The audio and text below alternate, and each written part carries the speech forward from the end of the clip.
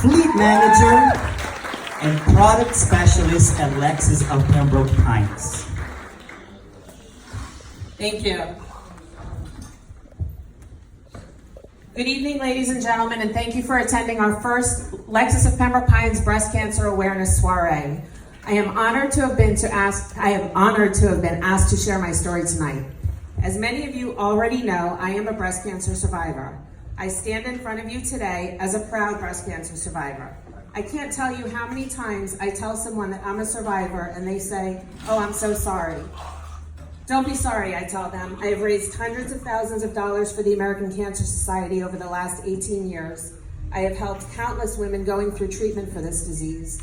I was even able to be there for my own mother when she was diagnosed 8 years after me. No reason to be sorry. For a very long time, I have felt as though this is my calling. It was meant to be this way. I used to think, like many women in my early 30s, that I was invincible. Well, in July of 2000, my theory was blown right out of the water. I was home one Sunday painting my bathroom. Mind you, this was BM, before Max. When I finished painting, I undressed to take a quick shower. As I glanced in the mirror, I noticed a lump on the top of my right breast. It had come out of nowhere. I quickly called my parents and invited them over to check out my freshly painted bathroom. When they arrived at my house, I told them the real reason I called them over. I don't think I've ever seen that look on my mom's face before, but just as she had done all my life, she assured me that it was nothing. Call the doctor in the morning, she said. Oops, sorry. That's your parting gift. You can have that. The following morning, I called my doctor's office and took their first available appointment. When I left my office that Tuesday afternoon for my appointment, I told everyone that I would be back in an hour or so. That hour or so turned into weeks. Another look that will forever be embedded in my mind was that of my gynecologist as he was examining my breast. As tactfully as he was able, he said, "I have no idea what this is," and he proceeded to refer me to an oncological breast surgeon. By the following day, I had met with the surgeon, had an ultrasound, a mammogram, and had been scheduled for a needle biopsy. I was told that I should have the results the following Monday. I'm no pathologist, but this type of cancer must be very evident in a biopsy, because when my phone rang that Friday morning at 10 a.m., that was going to be the phone call that changed my life forever. It was my breast oncological surgeon, Dr. Nymark. I can't recall the conversation word for word, but the one thing I remember for sure, she said, "The pathology came back, you have breast cancer." She also told me that she wanted to see me in her office at 2:30 that afternoon. In her own words, she said, "So we can all sleep tonight." At 1 p.m. that afternoon, my entire family was at my side and ready to go to my appointment with Dr. Nymark. I don't mind telling you that from the time I received the phone call at 10 a.m. that morning until I actually met with Dr. Nymark late that afternoon, I have defined those hours as the worst hours of my life.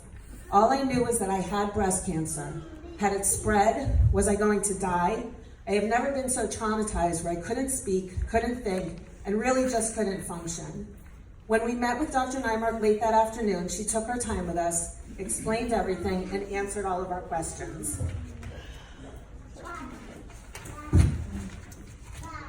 The plan was this: 4 rounds of chemotherapy, surgery consisting of a lumpectomy and axillary node dissection, 4 more rounds of chemo, and then 5 weeks of daily radiation. I will never forget Dr. Nymark's parting words as we left her office that day. She said, "I know I am going to make you cry again, but I want you to go out and get yourself a wig." And she was right, I did cry again. By Tuesday morning, I had chosen an oncologist, a research nurse, and had been accepted into a clinical trial. It was then that I learned that a clinical trial is not an experiment, but rather further research for a proven successful protocol. When we left the oncologist's office that day, I realized that I was okay with the situation. I had a game plan and I was going to make the best of it. I went home and packed my bags, and for a good 9 months moved back home with my parents. One night, my brother, sister-in-law, niece, and nephew came over for dinner. After dinner, my brother went out to the car and came back inside the house with a wrapped gift box and 2 cards and handed them all to me. I read the cards and the message was this: "We wanted to get you something that you could look at every day and know how much we love you. I don't have to tell you how I sobbed uncontrollably. When I opened the gift and saw a Cartier watch, I thought for sure they weren't telling me everything. I figured that I must be dying. I mean, why else would they buy me a Cartier watch? Within a matter of moments, I had it all planned out in my head. After I died, they would just return the watch. It took a few minutes to calm me down, but they assured me that I wasn't in fact dying. I now refer to that watch as my booby prize.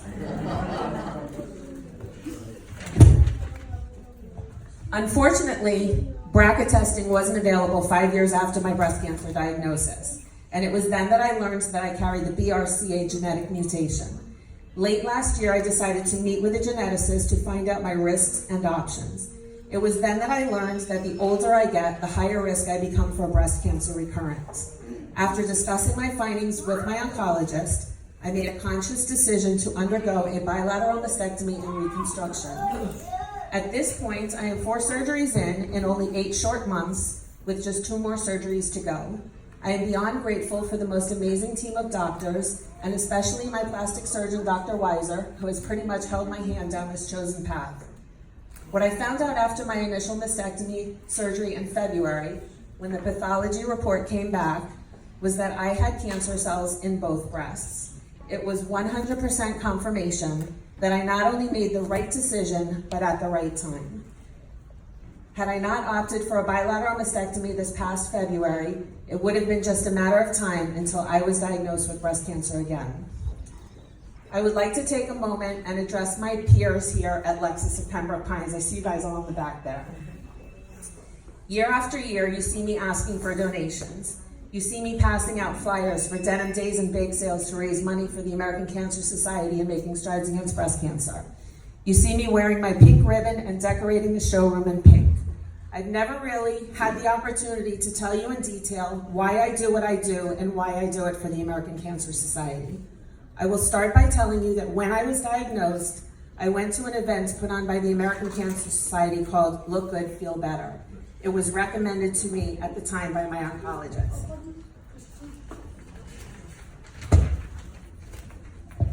What I discovered at this event was nothing short of amazing. They weren't selling anything. They were simply giving out wigs because guess what? When you go through chemotherapy, there's a 90% likeliness that you will lose your hair. They gave out makeup. They showed us how to apply eyebrows with makeup because when you don't have hair, you don't have eyebrows. They showed us how to tie scarves on our heads. It was quite remarkable and something to this day I recommend to anyone going through treatment for breast cancer. Another program the American Cancer Society offers is called Reach for Recovery. Shortly after my diagnosis, the American Cancer Society sent a breast cancer survivor to my home to sit and share with me what to expect. What to expect before and after chemo, what to expect before and after surgery, and what to expect before and after radiation. That is information that no doctor can give you. I love my doctors, but guess what? They haven't been through it. In addition to those programs, the American Cancer Society offers rides to and from chemotherapy appointments and to and from doctor's appointments. So every Friday in October, when you see me setting up those tables with all of the baked goods, buy the cookies, buy the brownies. Help us help them keep these programs alive and well. Anyone sitting here tonight that has been through breast cancer has most likely taken an oral form of chemotherapy called tamoxifen, which is to prevent a breast cancer recurrence. I personally took tamoxifen for 5 years. The American Cancer Society funded the research for that drug. Buy the cupcakes. Kidding aside, I just really want to take a moment to say thank you from the bottom of my heart, year after year, for everything that you guys do.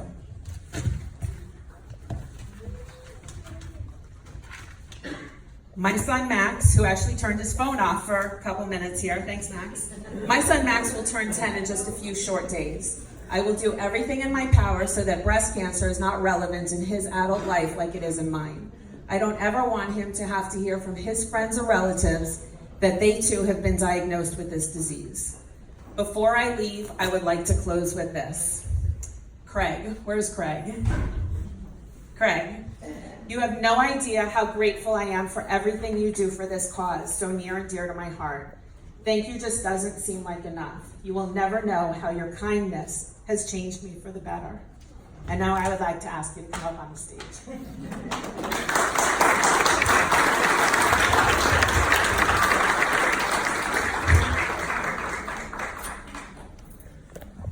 Wow. I actually prepared something. We measure success by the number of lives we touch. Good people in business make decisions, but good business is only done by people who put their community first and put people that help basically make the donuts every morning, as it would be. There's no way to describe what it's like to be a survivor or to have lost someone. Your life is forever changed. And when you've been in this community as long as I have, excuse me, you meet a lot of great people. And sadly, you experience a lot of their pain. And when you have moments when you can share joy, like tonight, you want to be here and you want to remember those who aren't. So I ask each of you to think about why we're really here. We're here because we win. We're here because we don't give up. And as a company, that's something that's very near and dear to me, as you know. But as a human being, we have a responsibility to take care of the society, that we have the opportunity to draw from the wealth. And I appreciate all of you coming. And if I could ask each of you to just take a moment and think about someone who right now may not have the opportunities because of medicine or because of timing. I mean, I have friends in the Bahamas now who can't get treatment and they can't leave because we can't get treatment here.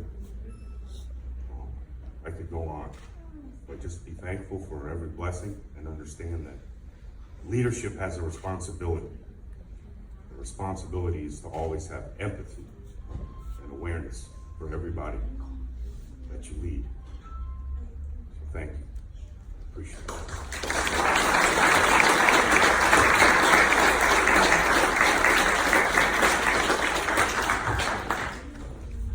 Please help me welcome Jeff Schultz.